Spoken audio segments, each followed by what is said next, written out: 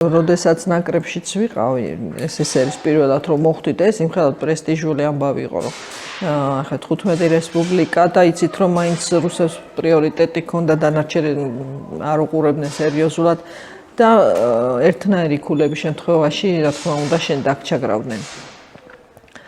ამიტომ მამამ დამარიგა მაშინაც, რა თუ გინდა დარჩეო, საბჭოთა კავშირის ნაკრებში იყო და შენი ადგილი შეინარჩუნო, 10 თავით მათზე მაღლა უნდა იდგე. ნუ შედეგებით არ ვიძახი ცხვირი აწიო.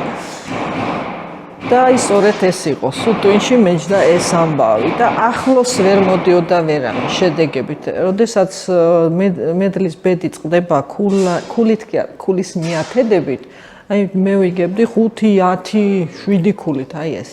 ეს ნიშნავდა რომ კითხვის ნიშანი არ იყო ვინ ჩაჯდებოდა გუნდში.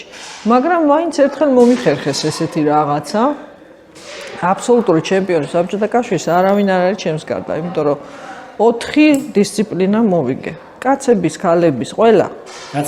რაც იყო. და ევროპის ჩემპიონატზე არ დამაყენეს და ხალხი მოდიოდა მეკითხებოდა შენ არა მოთხარი. აი ეს და იმან რაქნა ვინც დააყენეს. ის ვინც დააყენეს მე დამაყენეს პატარებში, მაგრამ პატარებში ახალგაზრდებში რა 21 წლამდე და 18 წლის ვიყავით და აღარ მაინტერესებდა პატარებთან შეჯიბრი, იმიტომ რომ დიდებს 19 წლის ესეც იუნიორის ასაკი როცა ოლიმპიადა მოვიგე, ხო? და 1 წლით ადრე აი ხო გეუბნებით ყველაფერი მოვიგე საბჭოთა კავშირის ჩემპიონატ დიდებში.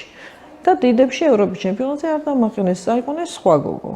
და ეს მოხდა პარადოქსი, როდესაც ჩემმა ქულებმა მეც მოვიგე ის ევროპის ჩემპიონატი ახალგაზრდებში. 3 ქული დიდი იყო, ვიდრე დიდებში ვინც მოვიგო მასზე. და მამა ავარჯიშებდა საბჭოთა კავშირის ნაკრებს ამ ახალგაზრდებს გოგოებს. და ჩვენმა გუნდმა დიდების 11 ქულა მოუგეთ. ესეც არ მომხდარა ისტორიაში.